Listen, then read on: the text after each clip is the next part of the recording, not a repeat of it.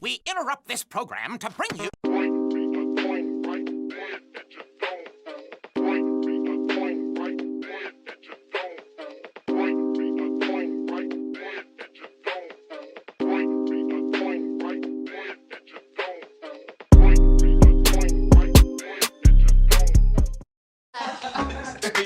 What's your nickname? Snooky. Snooker. A snooker. No, we call Snickies. Snook, Snick, Snickers. I don't even know what it is. Reality TV is known for spawning some of the most memorable cultural icons, especially during the mid-2000s and early 2010s. From shows like The Girls Next Door, highlighting the fabulous lives of Playboy bunnies, to shows like Keeping Up with the Kardashians, generating one of the most successful Hollywood families ever. There's no doubt the cultural impact reality TV has had in American media. Today, however, I want to focus on some Black reality TV bombshells that don't get quite as much appreciation as some of the other more memorable Black reality icons. Because this video will focus slightly more on underrated girls, I won't be including women like Tiffany Pollard, Nene Leakes, Kenya Moore, Tammy Roman, and etc. With that being said, let's begin. People sometimes confuse the classy lady that I am. I will drop my Louis Vuitton, I will snatch a bitch. Just that fast. Katia Washington from season 5 of Bad Girls Club was known for her unapologetic bougie and hypergamous attitude. Tabloids, like I probably am a gold digging hoe. Okay, what else? My first impression of Danielle was kind of like, she's cute, but okay. Cheap clothes, I don't know. If I like you, I will snatch a bitch for you. If I don't like you, you get snatched by that bitch. She made it clear that she was not one to be punked and was never scared to voice her frustrations about some of her roommates' more tactless behavior. She was also extremely loyal to the people she considered her friends. I always say, men know their worth, and as women, we need to know ours. Right. And we need to know that, guess what, just like I got one of you, I can get 16 more. Right. I cannot believe the nerve of Jeff tonight. He couldn't even spend money on drinks. Are you serious right now? What a joke. As ladies, we need to hold ourselves to a higher standard. Erica, step your game up. If you let someone walk all over you, they will. And obviously these men are walking all over Erica right now. Kat got a rep for being stuck up on her season and ended up leaving the show early after feeling like the experience was unfulfilling. I'm disappointed in my roommates because I honestly thought that I was moving into a house with girls that know how to conduct themselves as women. I'm way more classy. I hold myself to a higher standard, and I don't want to be taken, from here and put here. I love these girls. Honestly, I do. Well, some of them. But I can't live like this. If this is what it means to be a bad girl, to get in drunken bar fights and get thrown out of clubs, that's just embarrassing. See you bitches at the reunion. Kat. So today's challenge is like, if we were a commodity, how would we sell ourselves to the guys? Gabrielle Carey, aka Sassy, the second place runner-up from Real Chance of Love Season 2, was one of my favorite girls on the show. Most of the girls from Real Chance of Love didn't get much screen time or character development, but I really like Sassy because of her sassy attitude and her confidence. What's going on here? I'm here for real, and I don't think there's gonna be anybody that'll be able to compare to me. I know you ride horses. It's a riding crop. This represents how uninhibited we could get if we got to know each other better. Every time a bitch got something to say about me, it's like she gotta come up with some out her ass. I'm freaking annoyed right now. I don't like people talking about me when I'm not there. If you got something to say, wait till you get around me to say it or keep your mouth closed. I'm looking at all these other girls that are getting their chains first, and I'm shocked. I don't know what to think right now. I'm standing up here in the bottom 2 with Apple? Insulting. Despite her being a pretty face, she was also really open about not having the best upbringing and working hard to make a better life for herself than the one she was provided. I went through so much as a kid, not growing up with money and not having clean clothes to wear to school. My parents got divorced when I was really young, and my mom, she had to raise 3 kids on her own. And if you didn't go through those trials and tribulations, you might not be the strong woman that you are now. I think she's starting to see that there's much more to me than she thought. Despite her being a little feisty, she was one of the few girls this season that was really genuine and down to earth, and it was a pleasure to watch her on TV. Unfortunately, she came in second place for Team Real in the finale. I definitely thought that he was gonna choose me tonight. Just know that you let go of a good woman and you can never have me back. Ever. If you're bad, you have to have the whole package, and you have to have a good personality, you have to be fun. My mom always told me looks is not gonna get you anywhere, but being pretty is a job. Ashley King from BGC6, known for being the prettiest girl ever to be cast on the show, was one of the younger girls on her season and immediately evoked mixed reviews from her roommates, seeing as she was a replacement. A lot of the girls commented on her looks prior to meeting her, saying she wasn't that pretty, and misconstrued her words in an attempt to make her seem conceited. I don't think that Ashley's Playboy material. I just don't think... She's not pretty, yo. She's not cute.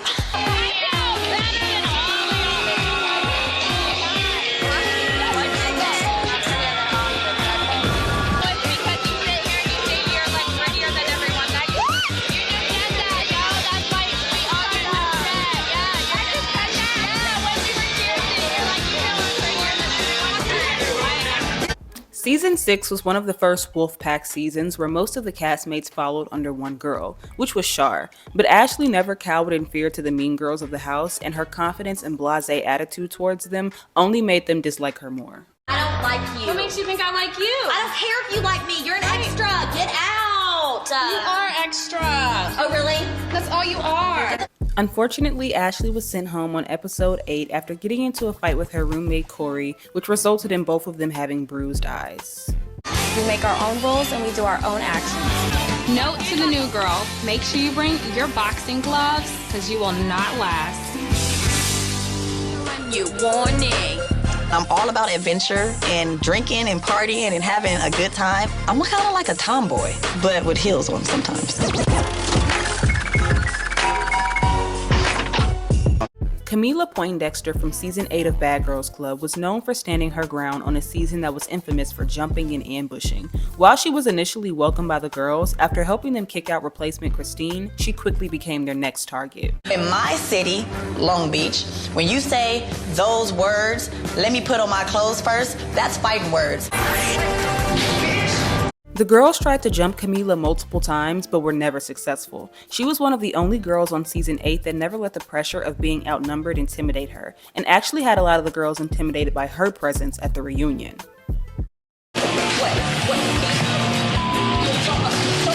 Guess what? Her little tracks are out, and I don't even pull hair. But bitch, you with the wrong person. Y'all mad because I'm cuter than y'all? I'm sorry. I can't help it that I don't have to wake up in the morning with your cratered face, at least. I would give a surprise gift to you, and you should have it. And you should too. So I thought that you guys should have that because I damaged your weave, but you missed your trademark with the Fantasia, but what happened? Joins the club. Look at all the raggedy weaves there is. So if you think you guys won right here, you haven't. You haven't won anything. You're making me laugh. Despite the girls trying to jump her multiple times, she was sent home on the season 8 finale for getting into a fight with her roommates Mimi and Amy.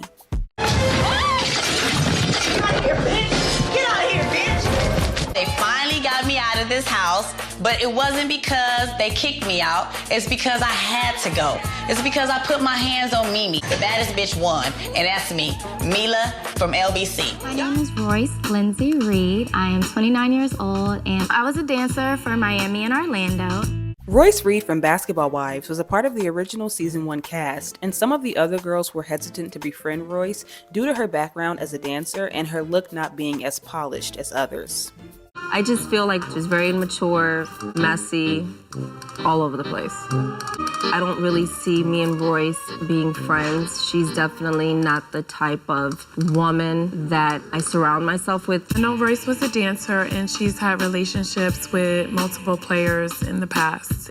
Royce was a fan favorite because she was rambunctious, wild, carefree, and unapologetically herself.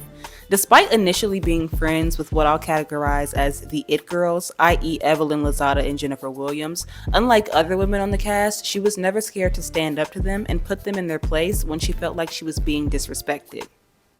We don't feel comfortable walking in the show. As of right now though, y'all, sorry, it really doesn't cut it. So I'm gonna get off the phone now. I'm gonna try to be respectful about it. Actually, no, I'm not. I'm gonna just get off the phone because I really don't have nothing else to say to y'all right now. You're a bum. You're a hoe. You're a bum. And you're a hoe. You're a bum, and you're a hoe too. No, sweetheart. Yes, you I actually can count mine. I know you Whatever. can. How I dress does not define me. No, this is not a Herve dress, but damn it, I look good, and this is my real ass. And these are my real boobs, okay? I don't have to spend $3,000 to look good, okay? Until you can kick your leg up to your ear, you can't tell me. You are tied to how many people on this season, so keep your legs closed. Until you can conduct yourself in a more civilized manner, and until your vocabulary is more than profanity, we can't have an intelligent conversation, so you can zip it. Next. Go ahead, Tammy. What's going on with you, girl? Hold on, Tammy. After falling out with the more popular girls, she began to be ostracized by the rest of the cast who would do things like go on trips without her, and season 4 was her last season on the show. For me, I think, I've grown. Like she said, I'm far from perfect, but either love me or you hate me. For the most part, I get along with girls until they see me. Look, there's me! And then they start to hate on me.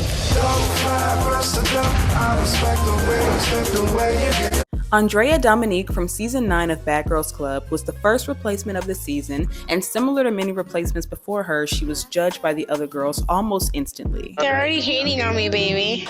You're just not cuter than me, though. Type in King Magazine, Andrea. Are you sure that's her? That's her. She looks terrible right there. Yeah, she looks trashy. And her hair color is awful. Her weave looks terrible. She looks like a mouse, sounds like a mouse. I'm done. You think she's cuter than me? I don't think so. She's one of the weirdest people I've ever met. Andrea was probably one of the most isolated bad girls on the show, because shortly after her arrival, her roommates Megan and Christina, two of the last girls who weren't afraid to stand up to the bullies of the house, were kicked out. The remaining girls saw Andrea as an easy target, seeing as she was small and had no one to back her up. But despite constantly being picked on and antagonized by the other girls, she never backed down. That's a forewarning from the three of us? A forewarning? A forewarning. A forewarning. That's exactly what it is. What are you gonna do? You're gonna hit me? Yeah. You're gonna hit me? So what? What are you gonna do? I'm just letting you know not to f with us. Okay, well, I'm letting you know I'm not scared of you. You're weak. You're weak. Says you and you're weak.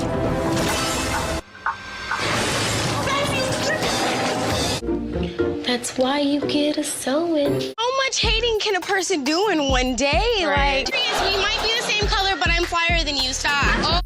Unfortunately, Andrea left the show on episode 11 after having her clothes destroyed and being jumped by 4 girls, but she'll always be remembered as one of the realest from her season. I did my thing, and you know what? It's time for me to go. It's been real. Not really.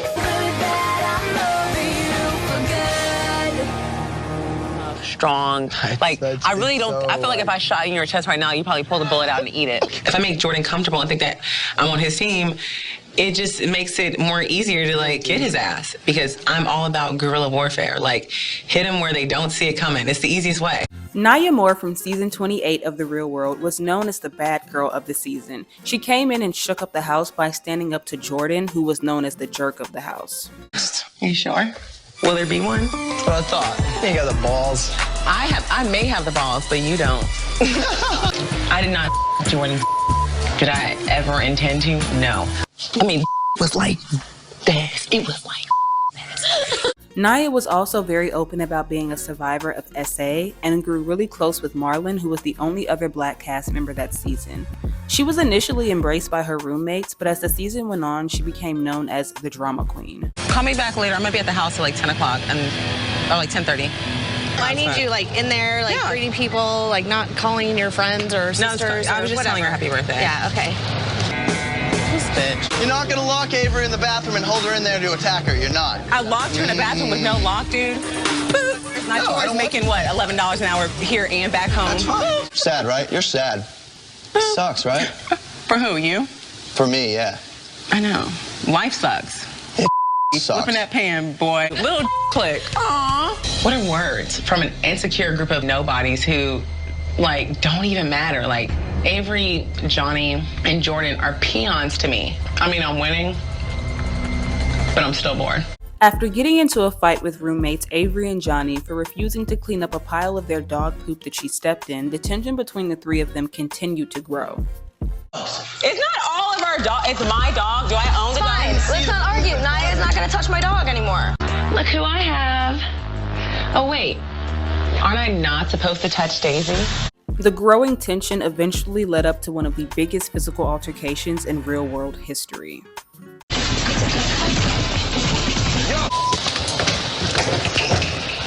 Avery and Johnny are clearly not going to stay here.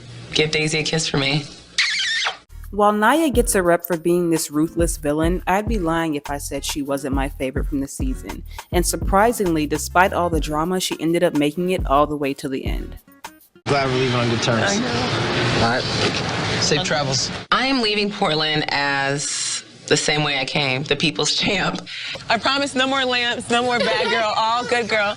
Love you guys.